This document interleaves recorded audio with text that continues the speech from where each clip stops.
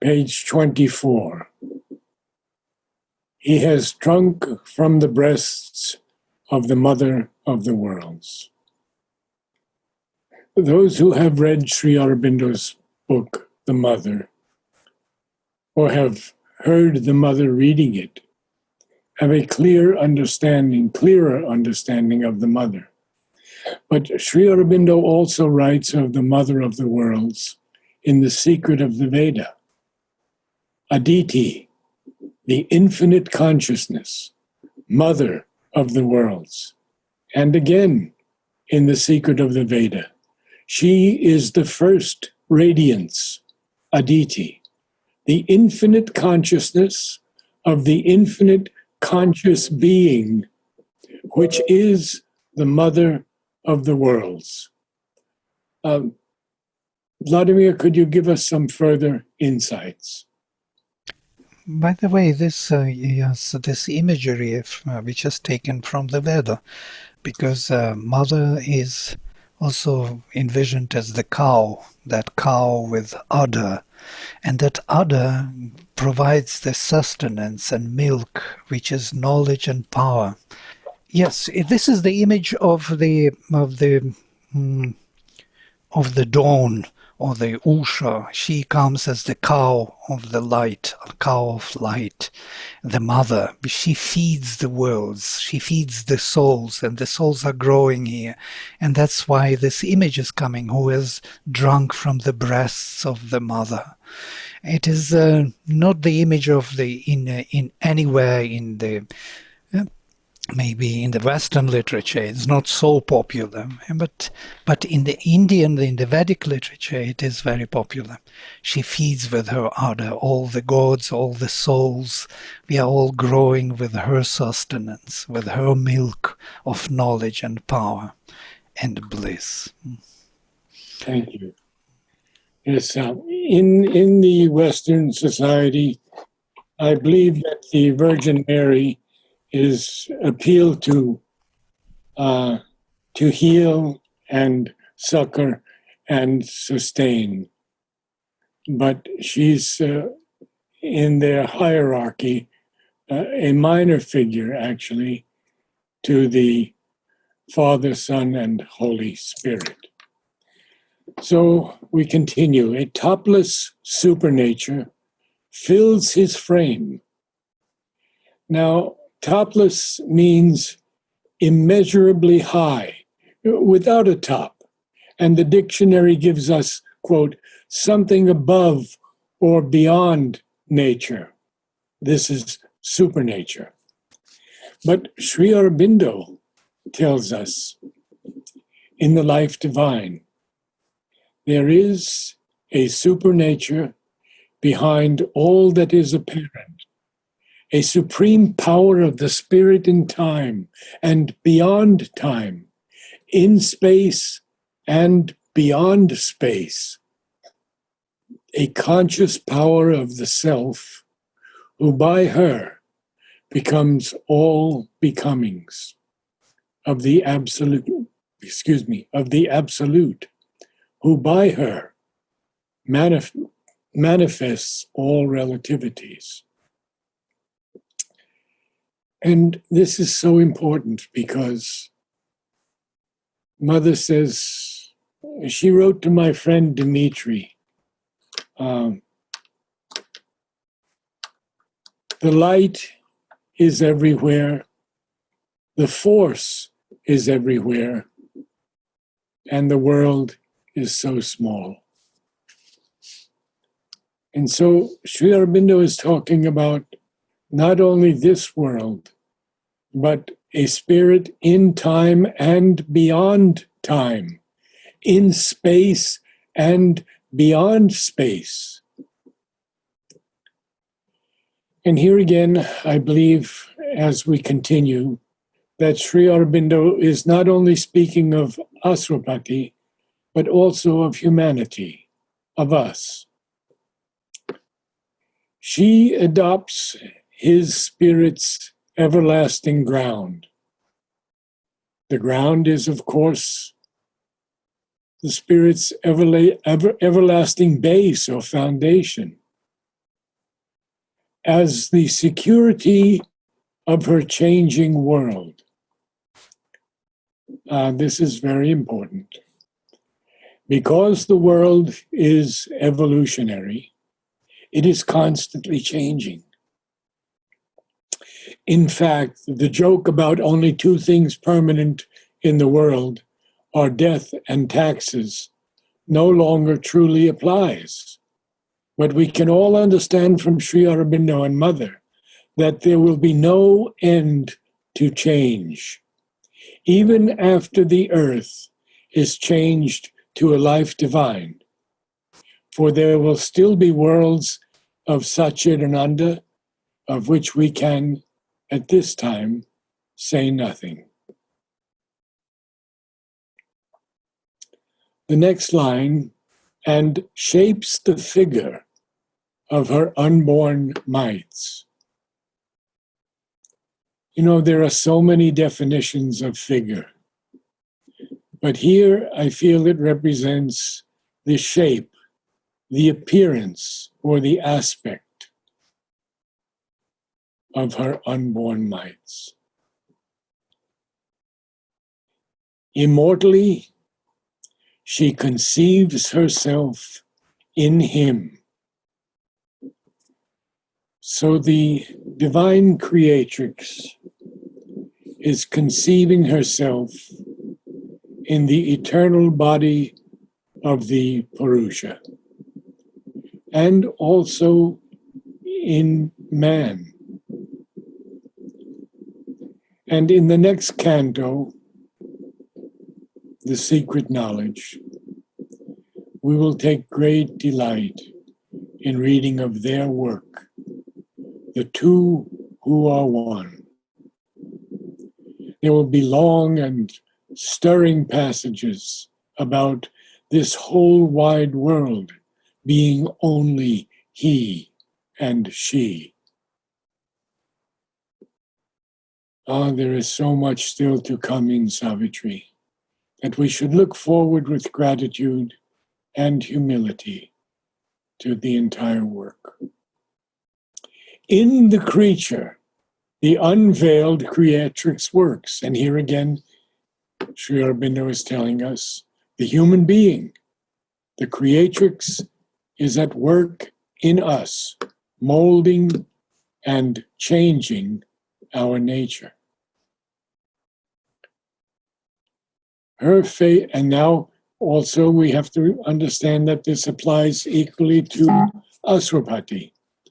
Her face is seen through his face, her eyes through his eyes. And now I have to tell you a story, slightly risque, but very beautiful. There was a young girl in college who loved me, but we did not ever have any sexual relationship. And she had a very difficult life with a husband who was, I can't even begin to explain. And one day she found out that I had a restaurant in Manhattan, and she came to visit me. And we were sitting in the car together, and she went to kiss me, and suddenly she screamed. And I looked at her face. She said to me, "The mother came out of your face. I saw her face and her eyes in you." And I said, well, that was her telling you that a relationship is no longer possible.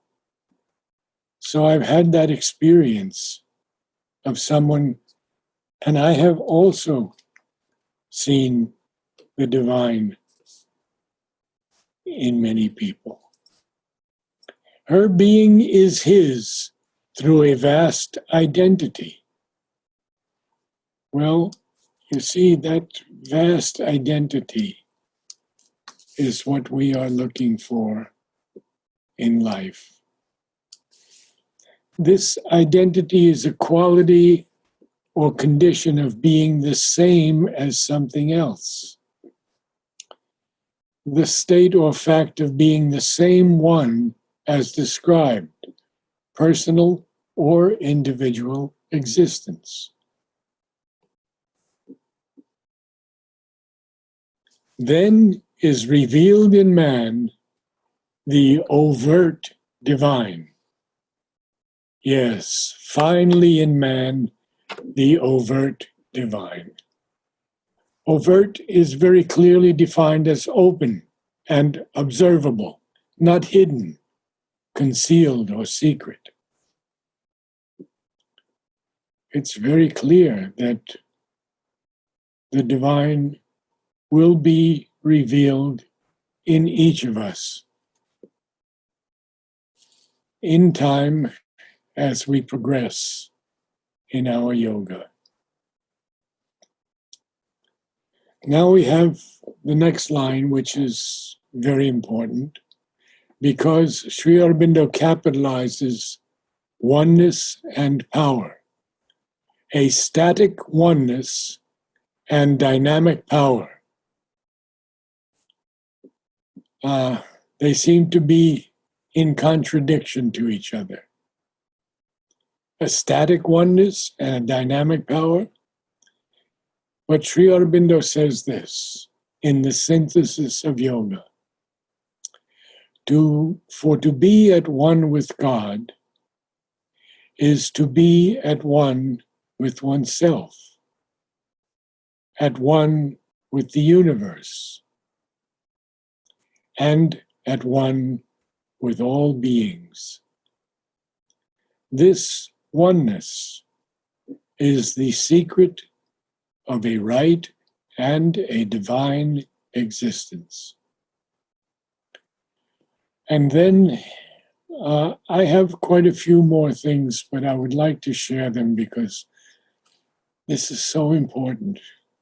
The overt divine appears in man, is revealed in man, and then this static oneness and dynamic power. He says, again in the Upanishads, still of all relations, oneness is the secret base, not multiplicity. Oneness constitutes and upholds the multiplicity. Multiplicity does not constitute and uphold the oneness. He also says in the Essays in Philosophy and Yoga, possession in oneness and not loss in oneness is the secret. God and man, world and beyond world, become one when they know each other. Their division is the cause of ignorance, as ignorance is the cause of suffering. So important here. Possession in oneness and not loss in oneness is the secret. So we have to know the divine as we know our true selves. And Sri Aurobindo translates from the Isha Upanishad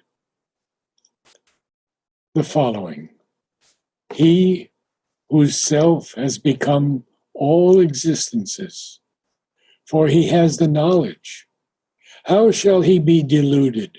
Whence shall he have grief? He who sees everywhere oneness.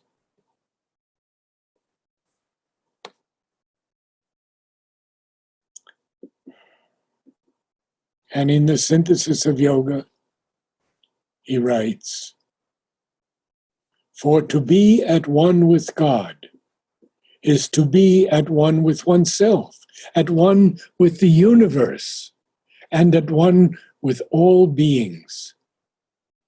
This oneness is the secret of a right and a divine existence. You know, I could read from so many more things, but I would just like to share a few more.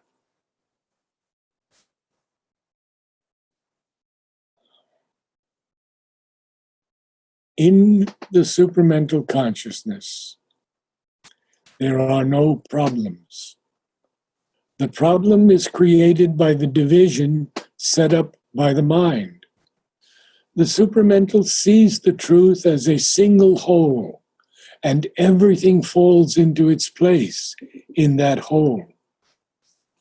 The supramental is also spiritual, but the old yogas reach Satchidananda through the spiritualized mind and depart into the eternally static oneness of Satchidananda, or rather pure Sat, absolute and eternal, or else a pure non-existence, absolute and eternal. And then he says, ours, having realized Satchidananda in the spiritualized mind plane, proceeds to realize it in the supramental plane. And we have to go back now to that last line, because a static oneness and dynamic power descend in him the integral Godhead's seals. The seals are the integral mark of the Godhead. And then we have in the next line, his soul and body take that splendid stamp. Man's soul and body taking that splendid stamp. We should take care not to automatically feel we understand a word in Savitri. Why did Sri Aurobindo use the word splendid? Well, it has at least 4 meanings in most dictionaries. Glorious or illustrious, having great beauty and splendor. Number 2, distinguished or glorious as a name, reputation, victory. Number 3, imposing by reason of showiness or grandeur, magnificent. Or 4, brilliant with light or color, radiant. Almost all of these can apply to that word splendid. And then we have the word stamp, which is an impression or a shape formed by an implement or device of something specified, an impression, a mark, even an official mark indicating genuineness, validity. Then he tells us, a long, dim preparation is man's life. A circle of toil and hope and war and peace, tracked out by life on matters obscure ground. I don't think we need much explanation of this. We know that our life is often a long, dim preparation. It is also a circle of toil and hope and war and peace. Obscure means not bright or lustrous, dull or darkish, as color or appearance. It can also mean hidden, secret, or remote, or not clearly understood or expressed, ambiguous or vague.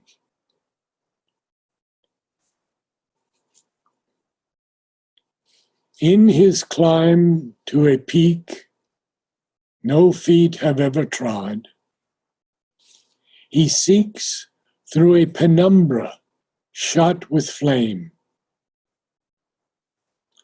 A penumbra is a partial shadow, as in an eclipse, between regions of complete shadow and complete illumination. Very, very important word. So we are seeking something.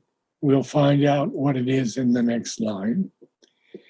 We are seeking something between regions of shadow and light. And he says, it's a veiled reality, half known, ever missed. In the beginning, those who have found Sri Aurobindo and Mother and have accepted the integral yoga as the only true way for man and the earth have felt this reality, even though it's veiled and half known and often missed. A search for something or someone never found. Cult of an ideal never made real here. A cult is defined here not negatively, so let us look at some of its definitions. It can be obsessive, especially faddish, devotion to or veneration for a person, principle, or thing. Here it's an ideal. It's also, number two, a specific system of religious worship, especially with reference to its rites and deity. And third, a group or sect bound together by veneration of the same thing, person, ideal. And through those you get complete picture of this ideal that has never been made real here. Why?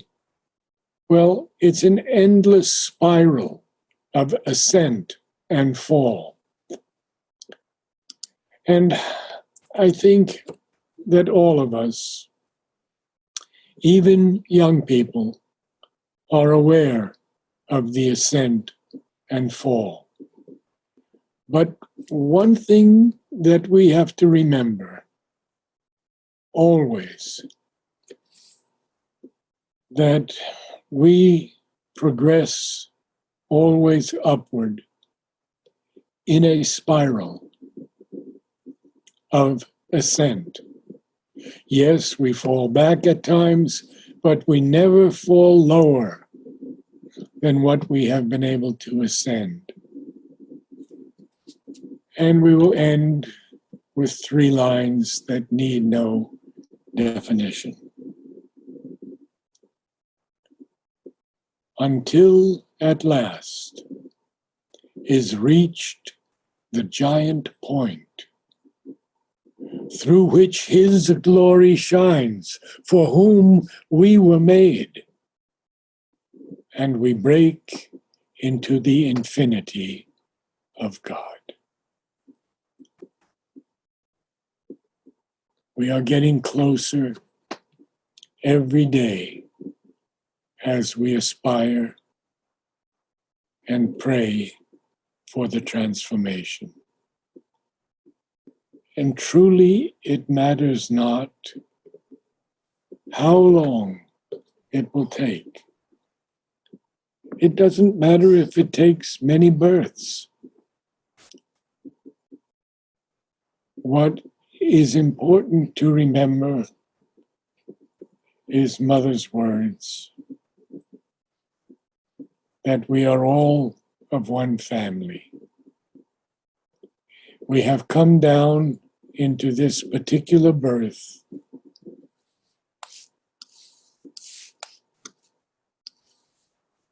to work with them to complete the transformation.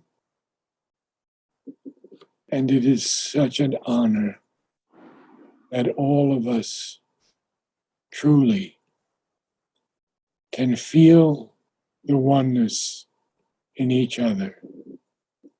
The love that transcends all love,